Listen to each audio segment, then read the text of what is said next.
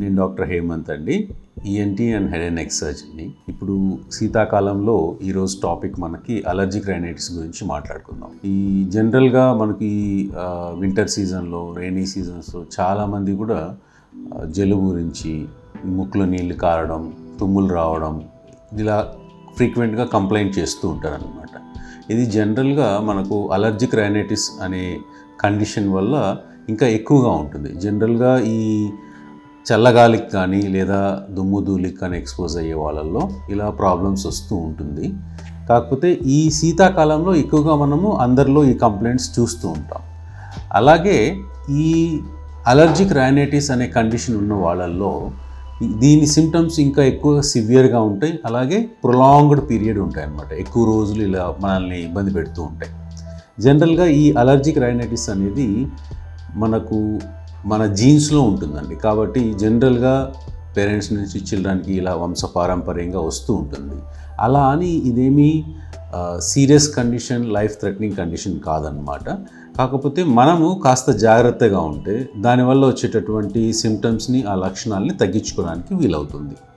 జనరల్గా ఈ allergic rhinitis అనగానే మనకి ఇండియాలో మెయిన్గా చల్లగాలికి, దుమ్ము ధూళికి అలర్జీ ఎక్కువగా చూస్తూ ఉంటాం. అలాగే కొన్ని ఫారిన్ కంట్రీస్లో పోలన్కి అలర్జీని చూస్తూ ఉంటాం.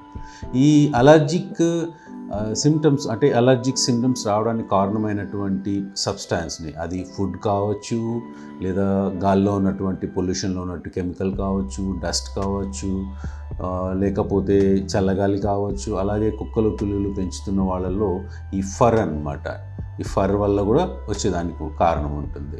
పడుకున్నటువంటి బెడ్షీట్స్ లేదా యూస్ చేసేటువంటి పిల్లోల్లో ఉన్నటువంటి డస్ట్ కానీ, డస్ట్ మైట్స్ వల్ల కానీ ఇలా డిఫరెంట్గా ఉంటుంది.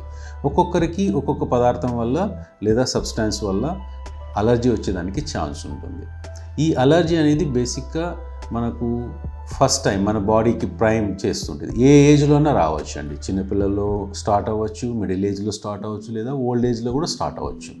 బేసిక్గా ఇది జెనెటికల్లీ ప్రీడిస్పోజ్డ్ కండిషన్ కాబట్టి ఫస్ట్ టైం సపోజ్ మనకి ఫర్ ఎగ్జాంపుల్ డస్ట్ పడలేదనుకోండి, ఆ డస్ట్ అనేది తగిలినప్పుడు మెయిన్గా మన బాడీ అనేది ఫస్ట్ టైం తగిలినప్పుడు ప్రైమ్ అవుతుంది అనమాట. సో అలర్జిక్ సిమ్టమ్స్ ప్రొడ్యూస్ చేయడానికి బాడీ ప్రైమ్ అవుతుంది. నెక్స్ట్ టైం సేమ్ ఆ సబ్స్టాన్స్ మన ముక్కుకి తగిలింది అనుకోండి, ఆ సబ్స్టాన్స్ తగిలినప్పుడు ఈ అలర్జిక్ సిమ్టమ్స్ అన్నీ స్టార్ట్ అవుతాయి. బేసిక్గా మనకు ముక్కు బయట కనబడేది కేవలం 25%, లోపల ఇంకా 75% ఉంటుంది. మెయిన్గా మనకు ఇన్ఫీరియర్ టర్మినేట్స్ అని ఉంటాయండి. వీటి మీదనే ఎక్కువగా ఈ అలర్జీకి సంబంధించినటువంటి రెసెప్టర్స్ అంటే క్యాచింగ్ పాయింట్స్ ఉంటాయి. ఈ ప్రదేశాల్లో మనకి అలర్జీ సంబంధించినటువంటి డస్ట్ కానీ, చల్లగాలి కానీ తగిలిందనుకోండి, ఈ అలర్జీ అనేది స్టార్ట్ అయిపోతుంది. ఈ అలర్జీ అనేది స్టార్ట్ అవ్వడం వల్ల మెయిన్గా రన్నింగ్ నోస్, ముక్కులో నీళ్లు కారుతూ ఉంటాయి, ఎక్కువగా తుమ్ములు రావడం, లేదా ముక్కులో వాపు వచ్చి ముక్కు మూసుకుపోయి గాలి తీసుకోవడానికి ఇబ్బంది పడడం, తద్వారా కొంతమందికి స్నోరింగ్ రావడం, ఇవన్నీ కూడా కారణాలు ఉంటాయి.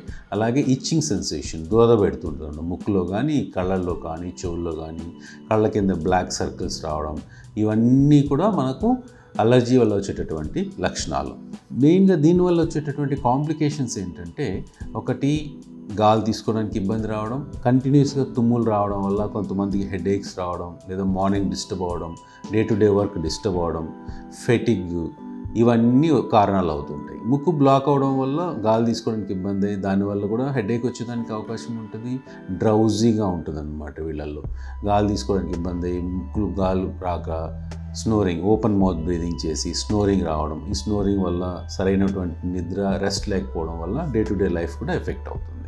కొంతమందిలో ఈ సైనసెస్ అన్నీ మనకు చీక్స్లో 2 సైనస్లు, కంటికి అటు ఇటు 2 సైనస్లు, నొసట్లో 2 సైనస్లు, ముక్కు వెనక ఒక సైనస్ ఉంటాయి. ఇవన్నీ కూడా ముక్కుకి అటాచ్ అయి ఉంటాయి. కాబట్టి అలర్జీ స్టార్ట్ అయినప్పుడు ఇవన్నీ కూడా దానికి రెస్పాండ్ అవుతాయి.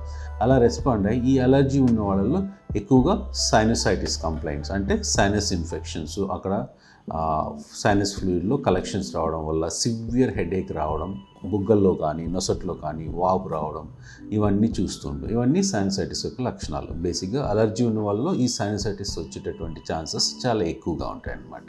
రిగార్డింగ్ ట్రీట్మెంట్కి వస్తే అలర్జీని కంట్రోల్ చేయడానికి, ఎందుకంటే నేను ఇదివరకు చెప్పినట్టు ఇది మన జీన్స్లో ఉంటుంది కాబట్టి అలర్జీని 100% మన బాడీలోంచి బయటకు తీయడం అనేది not possible. Best treatment for allergy is avoidance. మనకి ఏదైతే సూటబుల్ కాదో ఆ పదార్థాలని మనము వీలైనంత వరకు, కంప్లీట్గా అవాయిడ్ చేయడం కుదరకపోవచ్చు కానీ వీలైనంత వరకు దాన్ని అవాయిడ్ చేయడమే బెస్ట్ ట్రీట్మెంట్ అనమాట.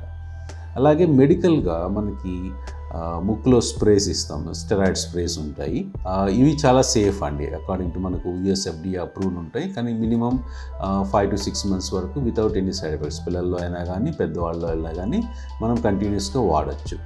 ఒక చిన్న చిట్కా అండి, ఇక్కడ జనరల్గా అందరూ స్ప్రేస్ అంటే నోస్లో స్ట్రైట్గా కొట్టేసుకుంటూ ఉంటారు. అలా కాకుండా ఈ నోస్ స్ప్రేస్ వాడేటప్పుడు వాటిని ఇలా సైడ్కి క్రాస్ డైరెక్షన్లో వాడాల్సి ఉంటుంది అనమాట. అంటే సైడ్ వాల్కి తగిలేటట్టు వేసుకుంటే బెటర్ రిజల్ట్స్ ఉంటాయి.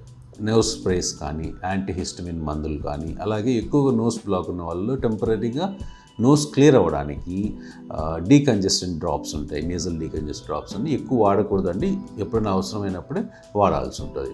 ఇవన్నీ కూడా మనకి టెంపరీ ట్రీట్మెంట్, అంటే as long as use medication మీరు బాగుంటారు అనమాట.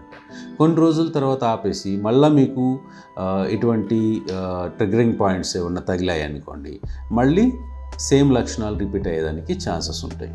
ఇలా ఎక్కువగా బాధపడే వాళ్ళల్లో సైనసైటిస్ వాళ్ళల్లో కానీ, నోస్ మోన్ డీవియేషన్ ఉన్న వాళ్ళలో కానీ, హైపర్ట్రోఫీ టర్బినేట్స్ ఉంటాయి అనమాట. ఎక్కువ సివియర్గా స్వెల్లింగ్స్ వచ్చేసి ఇబ్బంది పడి నోస్ బ్లాక్ అయ్యి రికరెంట్ కోల్డ్స్ అవుతున్న వాళ్ళలో సర్జికల్ మేనేజ్మెంట్ అనేది ఆప్షన్ ఉంటుంది. That is a last option.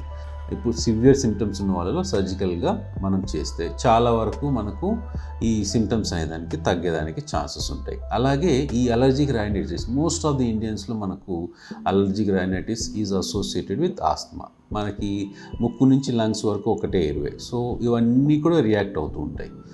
So ఒకదానికొకటి రిలేషన్ ఉంటుంది కాబట్టి చాలా వరకు మనము ఈ ట్రిగరింగ్ పాయింట్స్ని అవాయిడ్ చేస్తే మనకు అలర్జీని, ఆస్తమాని తగ్గించుకోవడానికి ఛాన్సెస్ ఉంటుంది. కాబట్టి వీలైనంత వరకు బయట వెళ్ళేటప్పుడు కానీ, ఇంట్లో డస్ట్ ఉన్నప్పుడు కానీ, లేదా క్లీన్ చేసేటప్పుడు కానీ సింపుల్గా మనకు మాస్క్ వీలైతే మాస్క్ వాడచ్చు.